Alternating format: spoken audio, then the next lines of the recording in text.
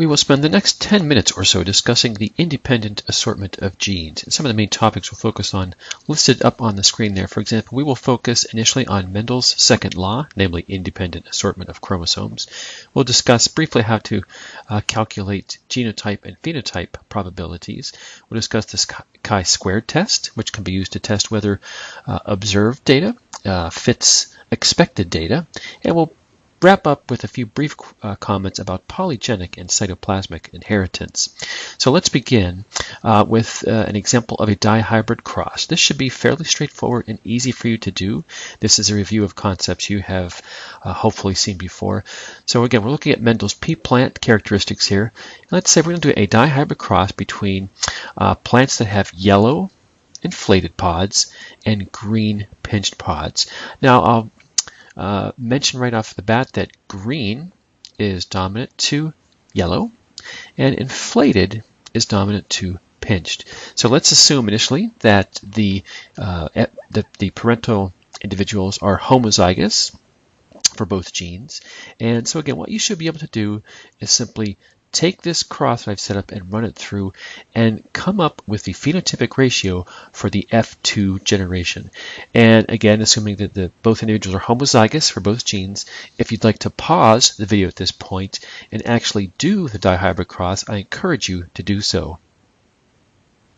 If you set up the cross and run it through your F1 and F2 individuals, hopefully you'll come up with something like you see here. So again, we set up the cross yellow inflated times green pinched. Again, we said they're homozygous for both genes, and we said green, so capital G, is dominant to yellow, small g, and inflated, capital I, is dominant to pinched, small I. So your F1 generation, you should see that they are heterozygous for both of those genes. And then if you take two F1 individuals and cross them, you should come up with a pretty typical 9:3:1 ratio. Again, very typical of a dihybrid cross. And so how do we come up with this 9:3:1 ratio? Well, that's illustrated here. So here we're looking at the genotype of the F1 individual. So again, heterozygous for both genes. What you always do is, first of all, see what types of gametes can be produced. So it's possible that the dominant I and the dominant G assort together during meiosis, and that gamete is shown here. It's also possible that the dominant I and the small g assort together during meiosis. That's illustrated here. Or the small I big G illustrated here, or small I small g illustrated here. So again, you find the gamete possibilities for both the male and the female, shown toward the left. And again, in this case, what you're going to see is a pretty typical 4x4 matrix. And again, if you run through these, you'll get your characteristic 9:3:1 ratio.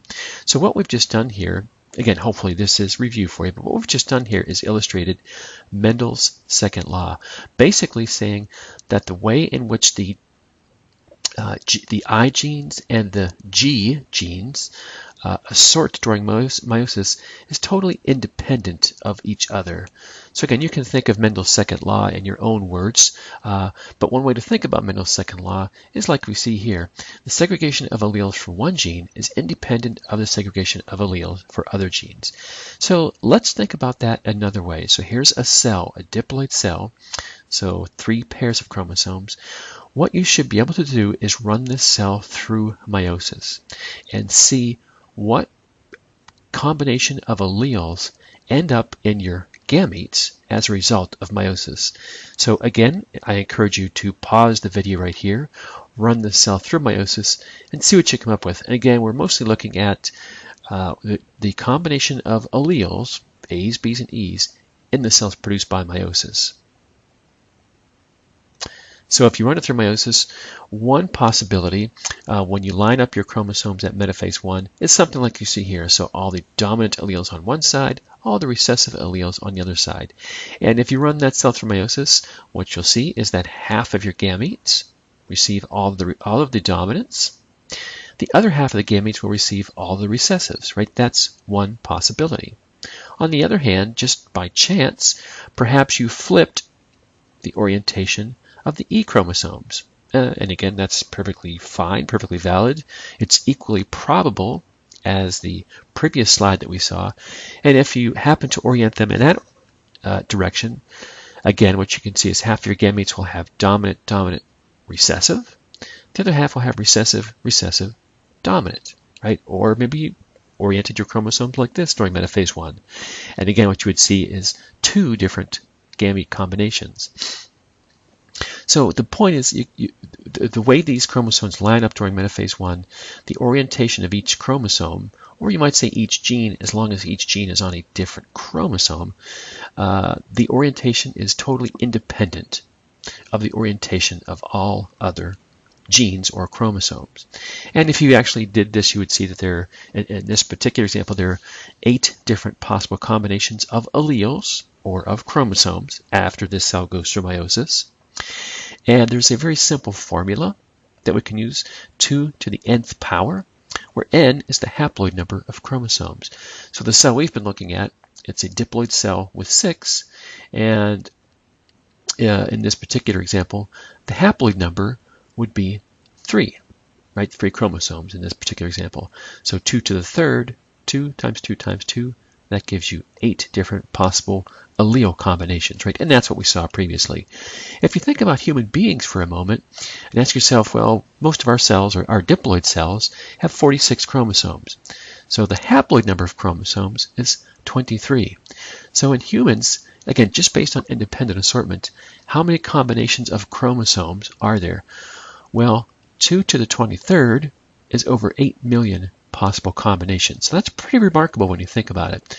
So if you think about it, of course, for reproduction in humans and other animals for the most part, you need a sperm and an egg from 2 different individuals. So if that sperm it represents 1 in over 8 million possible combinations of alleles, and if the egg that gets fertilized also represents 1 in over 8 million possible combinations of alleles, what are the chances that each of us with our unique genomes exist? In other words, what are the chances that that specific sperm fertilized a specific egg that gave rise to us as unique, genetically unique individuals? Well, you're basically, you just multiply the two possibilities, or the 2 probabilities, and you end up with less than 1 in 64 trillion. Again, just based on how these chromosomes line up during metaphase 1. Again, this illustrates the remarkable power, if you will, of Mendels' second law. So let's continue talking about probability for a few minutes.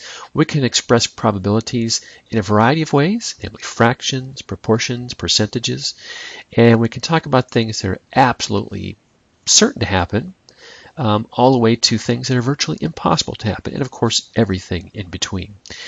So there's some basic concepts. You perhaps already know these intuitively, but let's just formalize these a bit. So first of all, the product rule. Basically, the product rule states that what are the chances of 2 things, 2 or more things happening? So you might say, what are the chances of A and B happening? Okay, another way to think about that is the probability of independent events occurring together is the product, so you multiply them, of the individual events, right? So again, what is the chance of A and B both happening? So to illustrate the product rule, let's take a look at this problem here. So if you cross a male who is heterozygous for these 2 genes with a female who is heterozygous for 1 gene and homozygous dominant for the other, what is the chance of getting an offspring with the genotype dominant I, but then recessive G? Well, you just multiply. You just figure out the probabilities of the I combination and the probabilities of the G combination, and then you multiply those together. So again, you can ask yourself, well, if we're starting with these 2 individuals up here, what are the chances of getting a homozygous dominant genotype? Well, if you look at these 2 individuals are heterozygous for the I's, so basically that's a 1 out of 4 chance. You could do a little Punnett square if you wanted to. So 1 out of 4 chance that you would get homozygous for the I gene. And what are the chances of getting a heterozygote for the G gene? Well, again, based on what we're starting with, in this instance, there's a 50-50 chance, or 1 out of 2. So all you have to do then is multiply the probabilities for both events. So 1 out of 4 chance of getting the homozygous dominant I, 1 out of 2 chance of getting a heterozygous G. That gives you 1 out of 8 chance of ending up with that particular genotype. Okay. A similar concept is the so-called sum rule. Here we're talking about the chances of A or B happening. So a way to formally express that, the probability of 2 or more events occurring is the sum. So you just add them up, and so it's the sum of the individual probabilities. So again, it's the chance of A or B happening. So as an example, we could take a look at this problem. If you cross a heterozygous male with a heterozygous female, what's the chance of getting an offspring with the genotype homozygous dominant or heterozygous? Well, again, you just find the probability of each outcome. So the probability of homozygous dominant would be 1 out of 4. Again, if you're starting with 2 heterozygote individuals, the probability of getting a heterozygote, again, based on what you start with, would be 2 out of 4, or 1/2. So again, you just add those probabilities together. So 1/4 plus 1/2 gives you 3 out of 4 chance that your individuals would have either homozygous dominant or heterozygous. And that makes sense too. If you just did a Punnett square, where you cross 2 heterozygous individuals, again, what you're going to see is 3 out of 4 will be either homozygous dominant or heterozygous. So let's continue talking about probabilities for just a bit. So what happens when people do experiments and you end up collecting data and you have to ask this basic question? If you're comparing actual results to predicted or expected results, how do you know when those results are close enough to be considered acceptable as the predicted or expected results? Well, here we can introduce a fairly straightforward statistical test that's often used, namely the Chisquared test. And let's just take a look at the formula. Don't let this formula overwhelm you.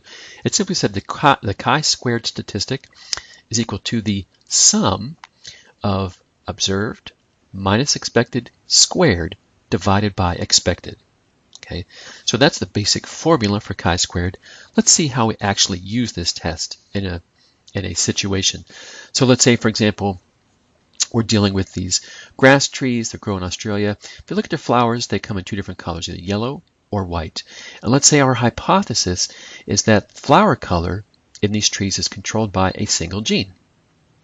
If we did a cross between 2 heterozygous individuals, we would predict, or we would expect, a 3-to-1 ratio, yellow to white. I should mention earlier that yellow is dominant to white. So again, if you cross 2 heterozygous individuals, again, you would expect a 3-to-1 ratio of 3 yellow to 1 white, right? That's your expected results. So let's say you actually do some pollinations, and let's say you take a look at 24 offspring, and your results are shown here. So again, if we look at if we collect a total of 24 offspring, and recall we've predicted a 3-to-1 ratio, 3 yellow to 1 white, out of 24, our expected would be 18 yellow and 6 white. But our actual results are down toward the bottom. So let's say we actually count 20 yellow and 4 white. Well, that's not exactly what we predicted, but is that close enough to sort of accept our hypothesis that flower color is controlled by a single gene?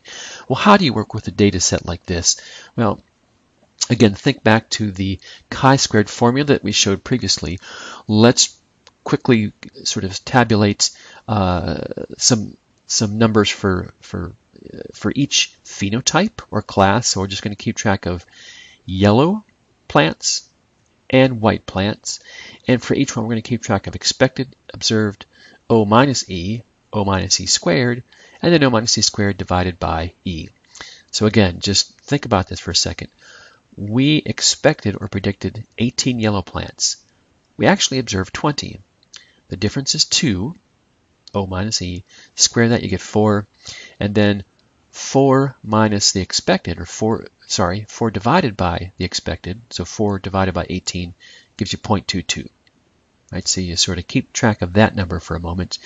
We now have to consider the other class, or the other phenotype. In this case, it would be the white flowers. Again, we expected 6. We observed 4. Difference is -2. Square that, you get 4. 4 divided by the expected. 4 divided by 6 gives you 0.667. And that's pretty much it. We only had those 2 classes or 2 phenotypes. If we were looking at a dihybrid cross, we would have probably a total of 4 different phenotypes we would keep track of. But again, in this case, we just have these 2 phenotypes. So what you do then is simply add up your numbers, and you come up with a chi-square statistic of 0.889. So that's just, that as of right now doesn't really tell us anything. We have to sort of do something with that number to see whether or not our expected results match with our observed results. So another thing I mentioned real quick is we need to know the so-called degrees of freedom. And that is simply the number of phenotypes or classes minus 1. So in this case, the degrees of freedom will simply be 1, because we have 2 classes, so 2 minus 1 is 1. If we were doing a dihybrid cross, if we had 4 phenotypes that we were looking at, well, the degrees of freedom would be 3, right? Namely 4 minus 1. So again, in this case, the degrees of freedom is 1. So now what we have to do is turn to a chi-square table. And again, we have to consider where our chi-square value falls within a table, and we also have to know our degrees of freedom.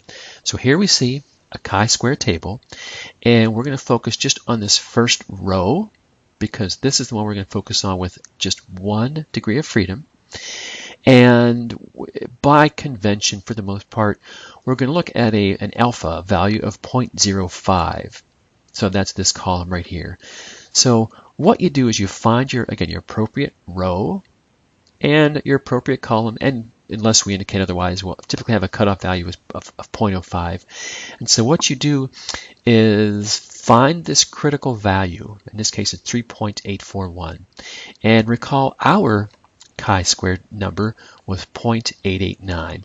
So if your chi-square value that you calculate is less than this critical value, then you can accept the hypothesis. In other words, your observed data are close enough to your predicted data. So again, if your chi-square value is less than your critical value, and that's what we see here. Again, that's a good fit between your actual data and your expected data. On the other hand, if your chi-square value is larger than your critical value, then that's not a good fit. Then you would sort of reject that hypothesis. So that's a quick example of how the chi-square test can be used. Let's just wrap up this chapter with a few brief comments on polygenic inheritance. And what we're talking about here are situations where more than one gene influences a trait. In reality, lots and lots of traits are polygenic.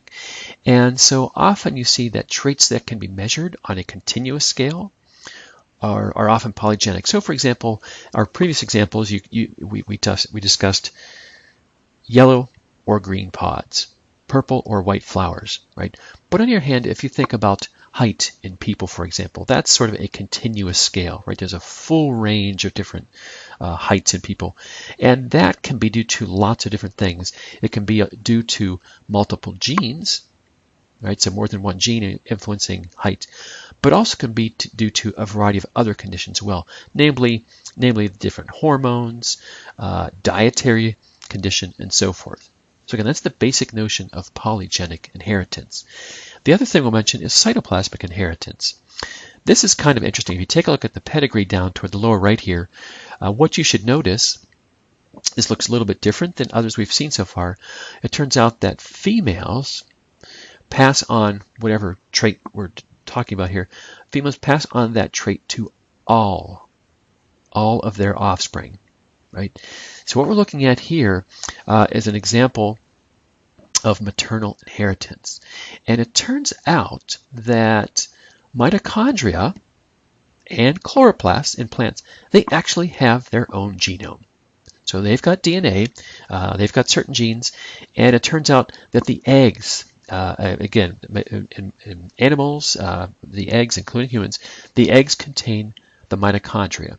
And the same holds true for chloroplast in plants. So if you think about fertilization in humans, a tiny sperm cell fertilizes a large egg cell. Yes, the sperm has a mitochondrion, but the only thing that the sperm contributes to the egg is the nucleus. The egg contains all the mitochondria. So any genes in the mitochondria get passed down entirely from females. So that's this basic notion of maternal inheritance. And so that wraps up our basic discussion.